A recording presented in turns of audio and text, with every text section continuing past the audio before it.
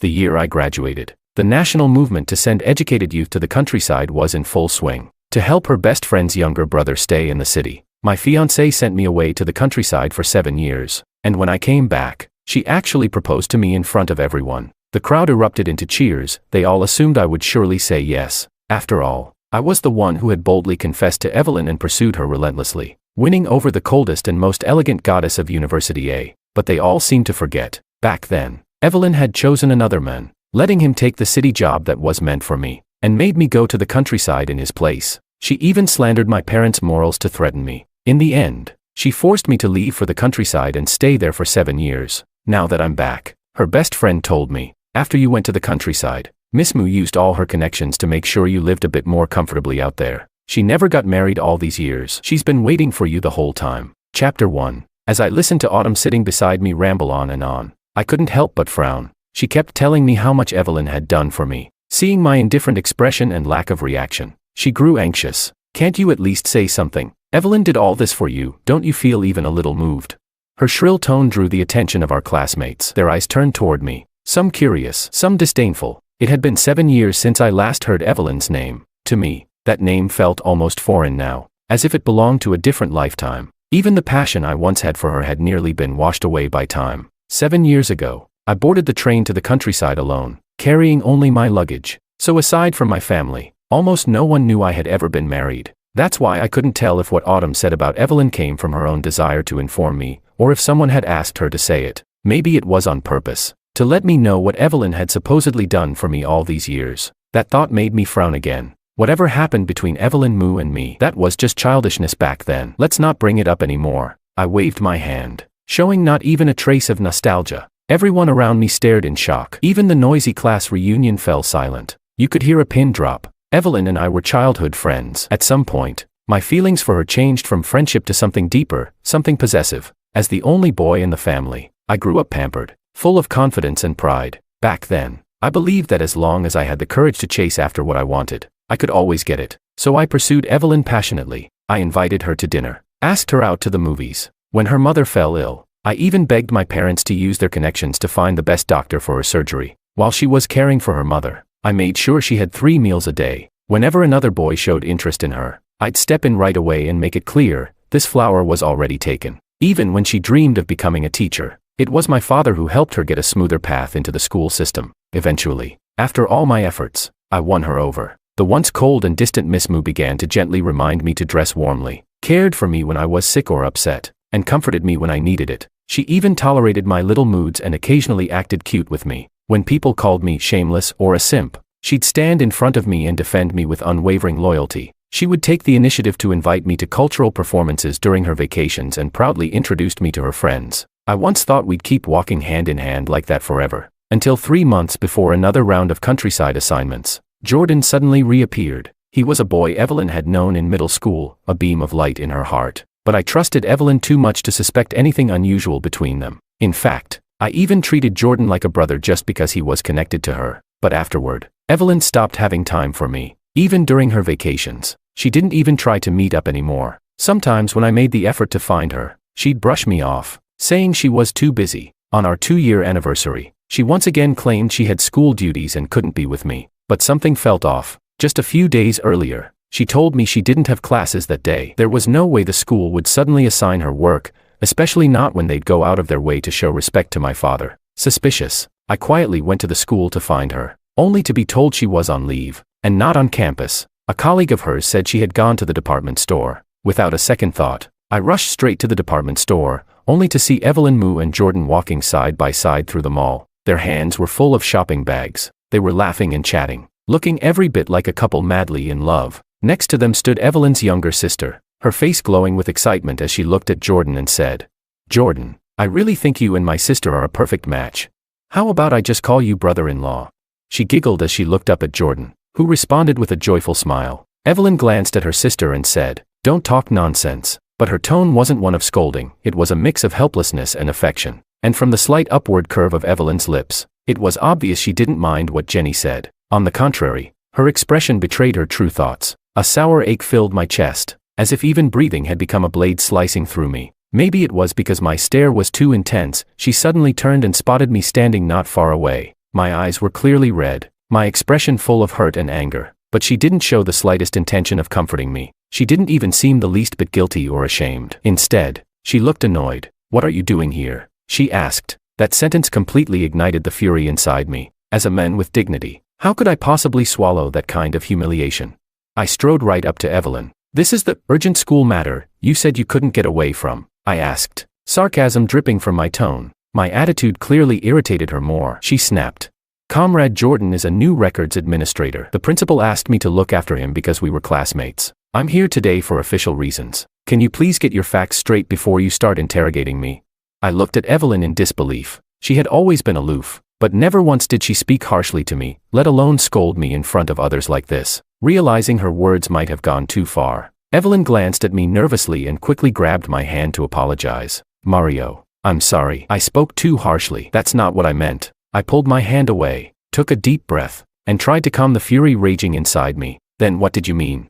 If you were busy today, you could have just told me." There was no need to lie. I was still angry, but Evelyn reached out again and held my hand tightly in her soft fingers. "I didn't lie to you. I really did come here on a last-minute request from the principal. And also, I wanted to pick out a gift for you, since I haven't had much time for you lately." Her words sent a wave of warmth through me again. It felt like I mattered to her, but then I remembered what Jenny had said earlier, and the bitterness returned. Then why did Jenny call him brother-in-law? I turned my gaze to Jenny. Just moments ago, she had clung to Jordan with a face full of admiration and hope. Now, her expression had turned sour, as if I'd stolen something precious from her. She looked at me with thinly veiled contempt. Evelyn's eyes followed mine to Jenny and she sighed helplessly. "That little brat just says whatever comes to her mind. Of course she knows who her real brother-in-law is. Once I'm done with things here, I'll go home and cook something nice for you, okay?"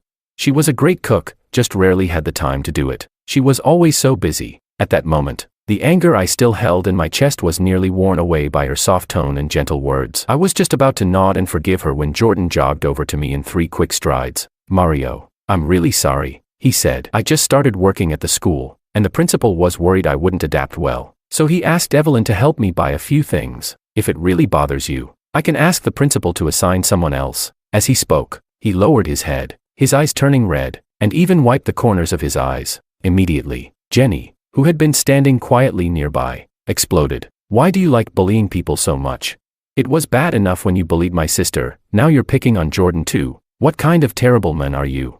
She blurted it out without holding back, pointing at me and scolding me in front of everyone. I was stunned. After all, I had always tried to be kind to her because I loved Evelyn. I extended that affection to Jenny too, doing my best to give her whatever she wanted. I never expected that deep down, this was how she saw me. Evelyn then let go of my hand and walked over to Jordan. She comforted him softly and even reached out to ruffle his hair. In just a few gentle words, she had soothed the weeping Jordan with ease. Watching this scene, my heart filled with bitterness and sorrow. That night, Evelyn did indeed buy groceries and cook me a nice meal, but I couldn't enjoy it at all. Instead, I felt suffocated and miserable, because even though she was physically by my side, serving me food and making dinner, her words kept circling back to Jordan. Jordan was my classmate in middle school. He helped me a lot with my studies back then. I had to take care of my sister, go to school, and also look after my mother at home. He supported me through all of it, so I just want to repay him a little. You know, my heart belongs to you. She held my hand and looked at me sincerely as she made this promise. Facing those earnest eyes, my anger slowly melted away. Thinking of all we'd been through,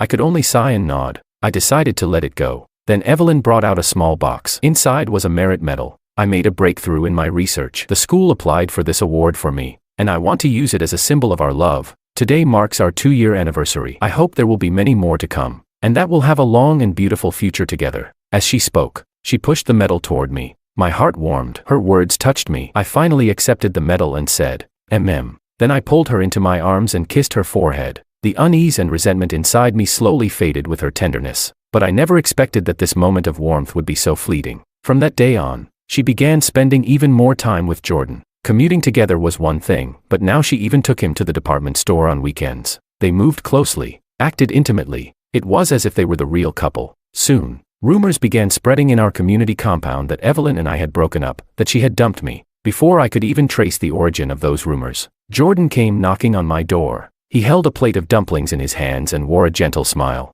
"I came to bring you these dumplings. Jenny and I made them for Evelyn today." I took the plate and was about to send him away, but he pushed his way into my home on his own. The smile vanished from his face, replaced by a sneer and obvious disgust. I know Evelyn only got with you because you kept pestering her, he said. I'll admit, you were bold, but honestly, you're kind of pathetic. You can tell, right? Evelyn's into me, not you. If you were smart, you'd walk away on your own. Looking at his arrogant face, I really wanted to punch him, but I knew I couldn't. If I laid a hand on him, things would get messy. Seeing that I didn't respond or take the bait, he got even cockier and leaned in closer. Fine. Then let me show you who Evelyn's heart really belongs to. I told Evelyn exactly what had happened, word for word, but she refused to believe me. In fact, she accused me of slandering Jordan. I know you don't like Jordan, but that doesn't mean you get to say things like that about him. He's always been a gentle and respectful guy. Her voice was laced with anger. Before I could even defend myself, she continued, I always thought you had a bit of a temper, but at least you had good character. I didn't expect you to stoop this low. I'm so disappointed in you. Her words were like a thorn, stabbing deep into my chest. I couldn't believe these things were coming from the mouth of the woman I loved, my fiancée. Chapter 2. I watched her walk away so decisively, and all I felt inside was a wave of cold. You're saying my character is lacking, that I disappointed you. Maybe she didn't know how to respond to my question right away. After a brief silence, she finally said, I'll talk to the principal. From now on, I won't have any more contact with Jordan. I'm also going to be very busy with my research lately, so we probably won't be able to see each other for a while. You should take this time to reflect on what you did wrong. After saying that, she turned and walked off. It made me start to question everything. Should I really be with this person? After all this time and all the sincerity I gave, what did I actually get in return? I was furious, so I stopped talking to her. Silent treatment. And sure enough, she was busy. At least, she never showed up in front of me again. Even when I ran into her at the department store a month later, she pretended not to see me at all, like I was a complete stranger. I used to think one of us would eventually give in first, but instead of an apology, what I got was the official notice. I was being sent to the countryside. I had grown up as the treasured only son in my family. I had just graduated, and my parents had already pulled strings to line up a job for me. But when the list of those assigned to rural development came out, my name was on it. I couldn't believe it. So I went straight to Evelyn. She was in charge of registering the names for the countryside assignment. There was no way she didn't know about this. At the time, she was chatting and laughing with Jordan. They looked just like a couple. Standing nearby were a few others. I recognized them as Evelyn's friends, including Autumn. The moment I walked in, all the laughter and joy in the room vanished. The atmosphere froze, as if none of it had ever happened. Evelyn, I need an explanation. I stared at her, calm on the surface, but my eyes carried deep disappointment. She looked at me, frowning slightly, then let out a sigh. I knew you'd come to me about this. Every family is expected to actively support the rural assignment program. That's not news to you, is it? Of course I knew. I nodded. Then you knew I was on the list, right? Why is my name there, but not his? I had seen the assignment list earlier. Jordan's name had been on it, not mine. But now, his name had been crossed off, and mine was there instead. Evelyn pressed her lips together. Before she could speak, Jordan stepped forward. Mario, I already have a job. Obviously I don't need to go to the countryside anymore. You shouldn't be suspecting Evelyn like this. You're her fiancé. Saying things like that will hurt her. His words stabbed into me like a knife. I looked straight at Evelyn, lips trembling, eyes locked on hers. So, is that how it is? She glanced at me, and there was something complicated in that look. Hesitation, inner conflict, and a faint glimmer of resolve. Your family is well off. You have your parents and sister to take care of you. But Jordan, he only has himself. Hearing that, I couldn't help but laugh. This was the girl I had grown up with, the woman I'd loved and cared for over a decade. If I could, I'd rather have never met her, never loved her. Shaking my head, I took 2 steps back. The disappointment in my eyes seemed to burn her. She reached out as if to grab my hand. But Jordan was faster. He stared at me with smug eyes, a flicker of triumph flashing across his face. But it only lasted a second before Jordan reverted to his pitiful tone. Mario, if you slander her like this, the school might think Evelyn has questionable morals. Do you really want to ruin her future? I was just about to speak, but he interrupted again, still acting wronged. I know you want my position. Your father already came to warn me, told me to get lost and stay away from Evelyn. I'll listen. Okay. As he said that, he even wiped a tear from the corner of his eye. Evelyn suddenly looked like something inside her snapped. What did you say? A warning? Autumn quickly nodded. I did see an assistant from Commander Law's office come talk to Jordan. With her confirmation, Evelyn's expression turned extremely unpleasant. Mario, I can't believe you've become this kind of person. Jordan has no one, he's an orphan. I only looked after him out of old friendship, but I never imagined you'd be so jealous, using power to suppress others. I used to think you were just a little proud, but now I see, you're hopeless, rotten to the core." Her words were vicious. For the first time, I couldn't stop the tears from rolling down my face. I quickly wiped them away with my sleeve, then looked up at her. "In your heart, is that really what you think of me, of my family? You didn't even bother to find out the truth before you threw accusations like that." I stared at Evelyn. She met my gaze with anger. "They have no reason to lie to me." The moment she said that, I felt a stabbing pain in my chest. Autumn and the others started whispering among themselves. Their eyes were filled with even more contempt and disgust as they looked at me. "If you don't want to go to the countryside, I have evidence that Commander Law abused his power to get you out of it." Evelyn snapped. The moment those words left her mouth, I knew there was no longer any future between us. To protect Jordan, she was willing to hurt my family. I left her with one sentence, "I'll go," and resolutely boarded the train to the countryside. Before I left, I asked my sister to return the medal Evelyn had given me. That was the end of our 20-something years of history together. Coming back to the present, I looked at Autumn in front of me and said, "Sorry, everything's in the past now. We should look ahead." Seeing that I was about to leave, Autumn quickly called out, "Mario, I know you're angry, but don't you think Evelyn deserves a chance to explain?" I frowned. What's there to explain about the past? Besides, I'm married now. In that instant, the entire room fell silent. Everyone stared at me. Even Autumn looked at me in disbelief. "What did you say? You're married? How could you be married? You were so in love with Evelyn."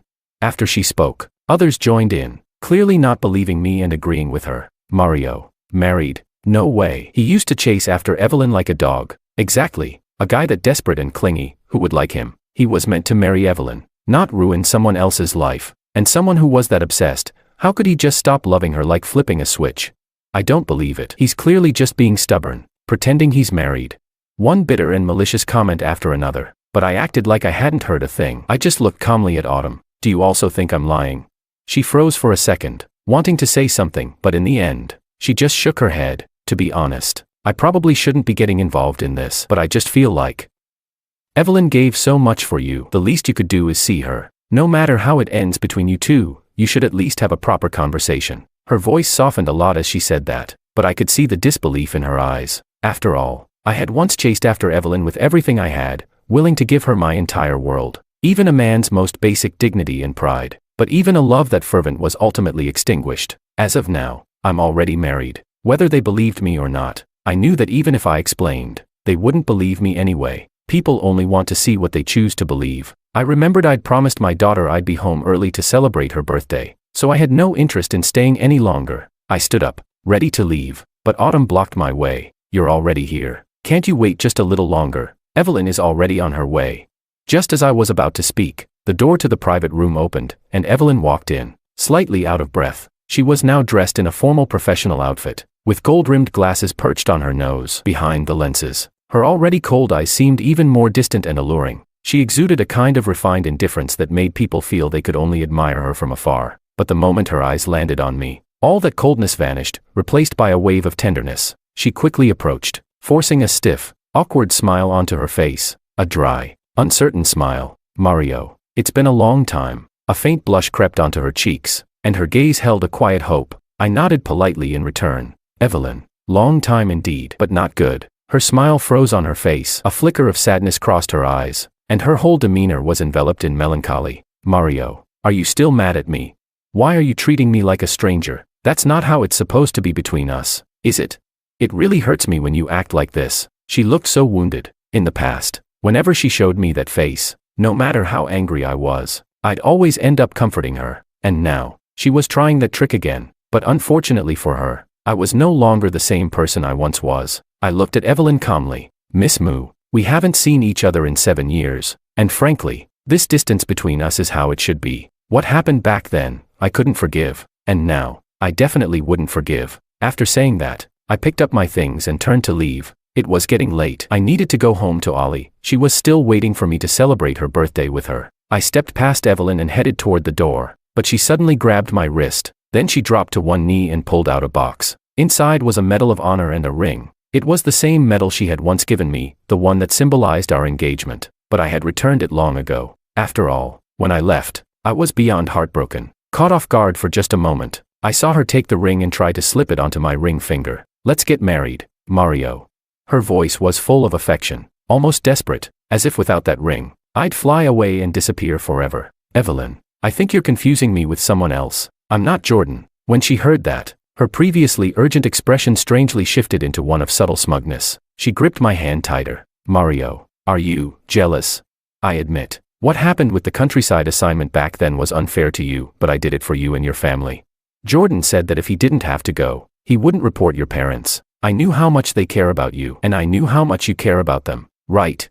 Seeing that she still wanted to explain, I pulled my hand away. "First of all, I never did anything to Jordan that warrants guilt. I don't need you making choices on my behalf. Second, if my parents really did something wrong, Jordan can go ahead and report them. He can't convict them with just empty words. And lastly, let's stop talking about the past. There's no future between us. None. Because I'm already married and my daughter is 4 years old. So please, Miss Moo, stop saying things that could cause misunderstandings. I don't want my wife to get jealous or upset." My words drained the color from Evelyn's face. She grabbed my arm in a panic and shook me over and over. "What did you say? You're married, and you have a 4-year-old daughter? Mario, you're just saying that to upset me, right? You're mad, aren't you? You're trying to get back at me. Didn't you say before that you only ever wanted to marry me? How could you possibly have married someone else?"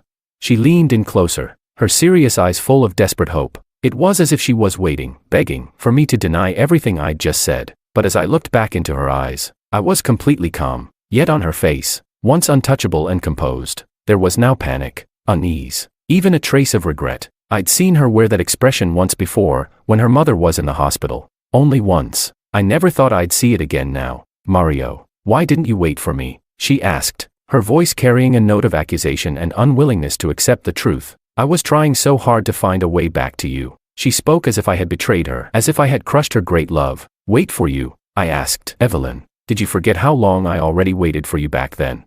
Evelyn froze. It was as if a long-buried memory had suddenly resurfaced. Her lips parted for a long time before she finally spoke. "Jordan and I really weren't anything more than friends," she desperately tried to explain, but I gently pushed her hands away and stepped back to keep my distance, my gaze steady. "Evelyn, it's not about what you say, it's about what you do. How many times did you argue with me because of him? How many times did you ignore me completely?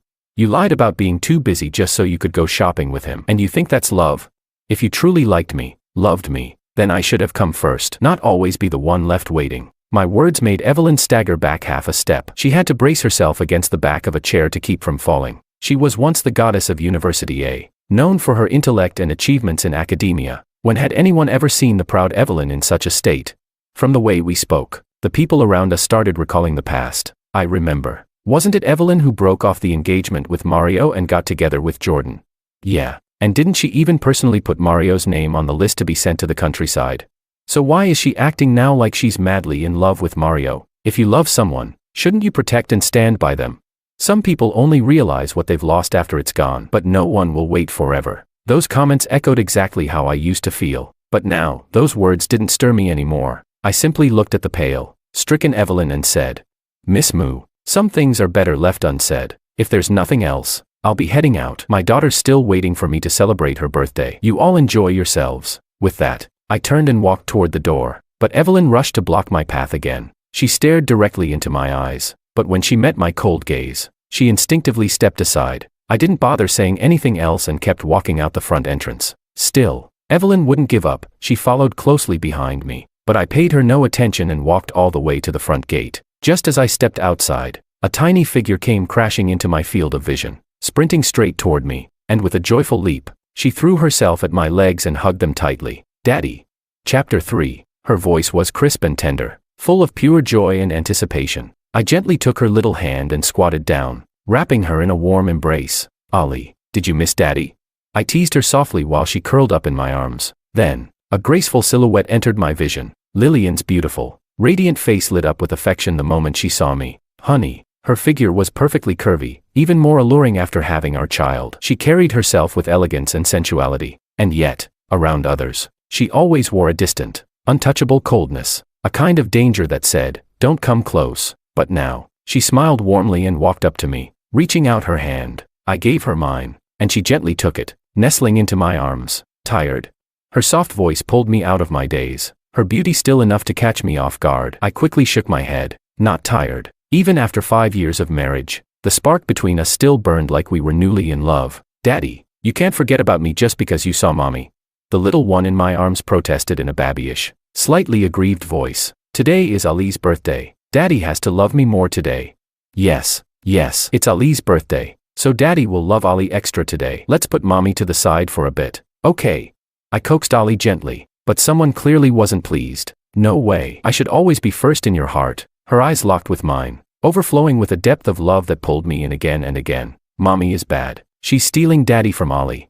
Ali squirmed in my arms in protest. Lillian chuckled lightly and squeezed my hand. Are you cold? Ali didn't see you at home and insisted on coming to find you. That's why I brought her. The restaurant is booked. I thought it'd be just about time to come pick you up. I nodded with a smile. Yeah, perfect timing. Lillian smiled back and linked her arm through mine, ready to walk to the reserved restaurant. But just as we took 2 steps, a voice, shaky and full of unwillingness, called out from behind. Mario. Evelyn looked frail and worn down. Her eyes were heavy with sadness as she stared at me. Lillian and I turned to look at her together. I frowned slightly. What is it? Miss Moo, is there something else you need?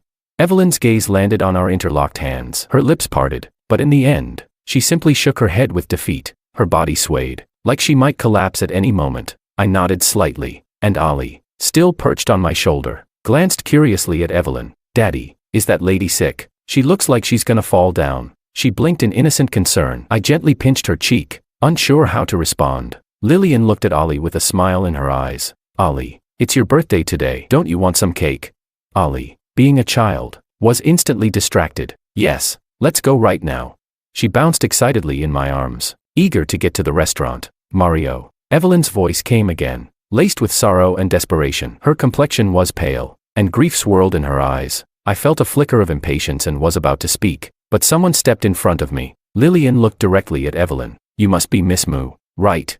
As a teacher, shouldn't you be setting a better example? Calling out to my husband over and over, do you have something truly urgent to say? My daughter is still too young to attend your school. Her words were a reminder. Stop looking at us. We've moved on. But Evelyn's reaction to those few sentences was instant. Anger and jealousy flared in her eyes. So you're Mario's wife? Yes. Lillian tightened her grip on my hand, as if to fuse us into one. Then do you know? Evelyn said with bitterness, that Mario once chased another woman and almost married her.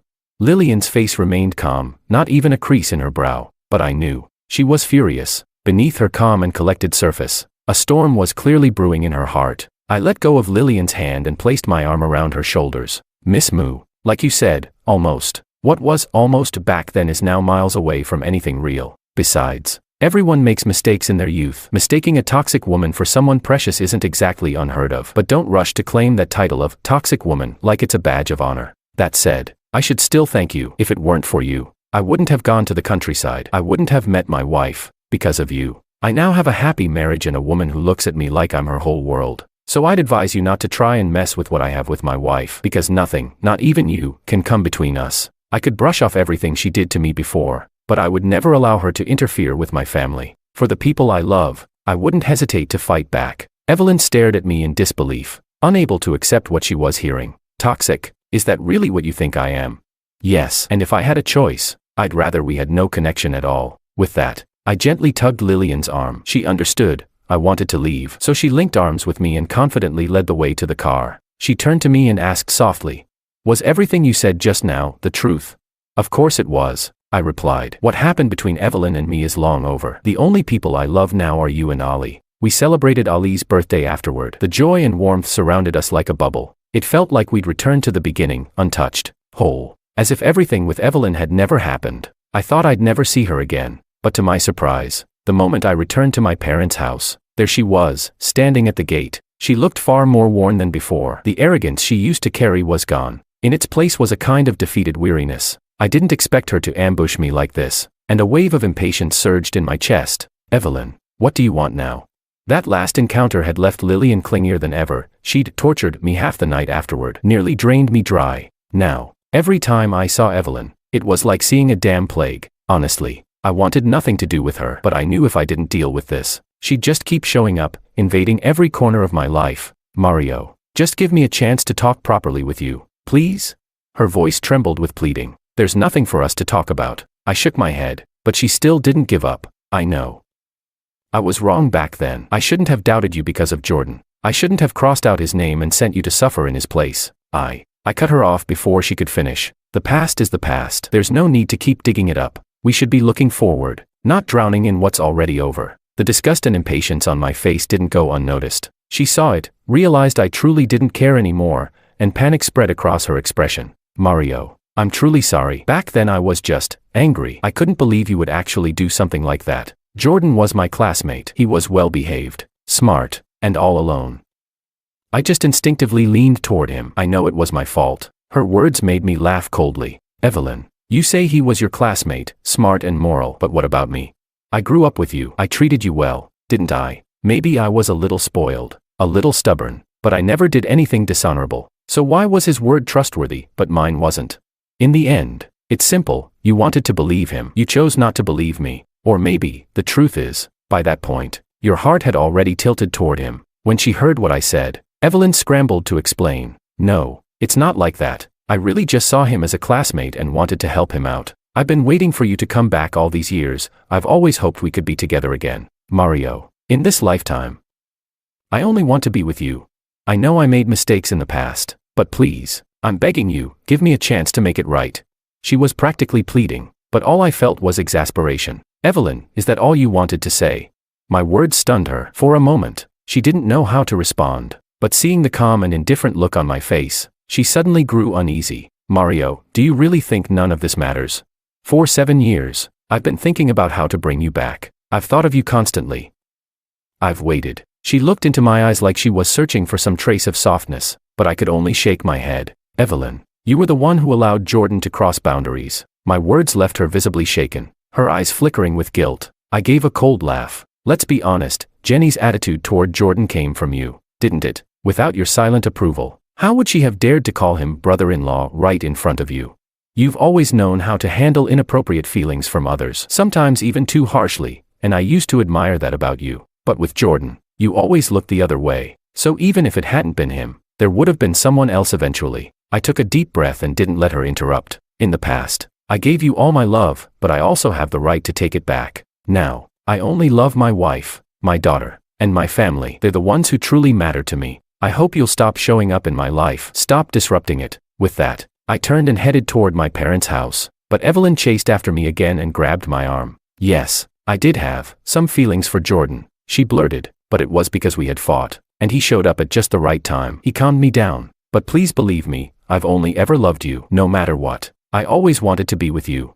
Hearing her emotional voice and seeing her reaching toward me, I shoved her away, barely restraining the impulse to slap her. Enough. Evelyn, don't you get it by now?